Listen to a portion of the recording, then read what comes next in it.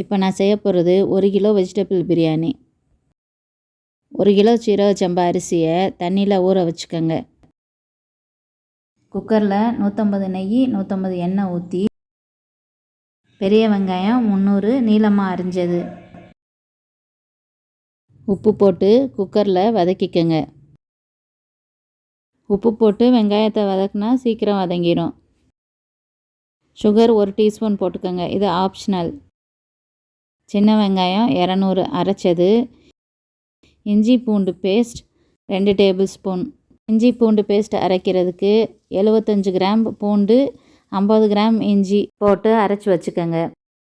வெங்காயம் வதங்கவும் தக்காளி 3 பழம் அரிஞ்சதை போட்டு வதக்கி பச்சை மிளகா 4 நீளமாக அரிஞ்சது மல்லி புதினா தேவைக்கு போட்டு வதக்கிடுங்க. பட்டை கிராம்பு ஏலக்காய் கலந்து அரைச்ச பொடி 1 டீஸ்பூன் போட்டு வதக்கி மிளகாய் பொடி 2 டேபிள் ஸ்பூன் போட்டு ஸ்டர் பண்ணி மிளகாய் பொடியை எண்ணெயில் போட்டு ஸ்டர் பண்ணும்போது பிரியாணி கலர் நல்லாயிருக்கும்.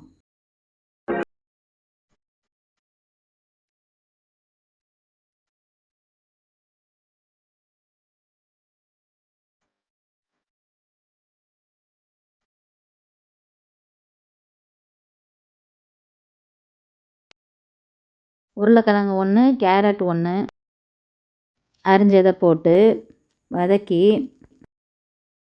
மல்லிப்பொடி 1 டேபிள் ஸ்பூன், மிளகு பொடி 1 டீஸ்பூன், பீன்ஸ் 6 அரிஞ்சது, பச்சை பட்டாணி தேவைக்கு. நான் போட்டிருக்கிறது ஃப்ரெஷ் பீஸு. இல்லாதவங்க பட்டாணி வாங்கி ஊற போட்டு வேக வச்சு இதோடு சேர்த்துக்கங்க. பட்டர் பீன்ஸ் பயிர் இருந்தாலும் போட்டு செஞ்சால் நல்லாயிருக்கும். காய் நம்ம தேவைக்கு பிடிச்சதை போட்டுக்கலாம். தயிர் 200 ml ஊற்றி மிக்ஸ் பண்ணி தண்ணி 1,4 லிட்டர் ஊற்றிக்கங்க.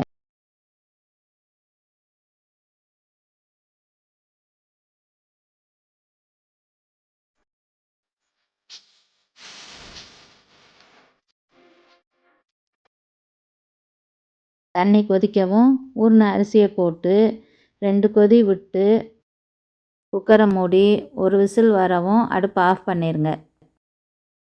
ஆவி அடங்கவும் மூடியை திறந்து 2 டேபிள் ஸ்பூன் நெய்யில் கேஷ்யூ நட்டை கோல்டன் ப்ரௌனாக தாளித்து பிரியாணியில் ஊற்றி பிரியாணியை கலந்து மூடி 5 மினிட்ஸ் கழித்து சர்வ் பண்ணுங்கள். தயிர் பச்சடி தொட்டு சாப்பிட்டா நல்லாயிருக்கும். வெஜிடபிள் பிரியாணி ரெடி ஆயிடுச்சு. நான்வெஜ் ஏதாவது சைட் டிஷ்ஷாக வச்சு சாப்பிட்டா நல்லாயிருக்கும்.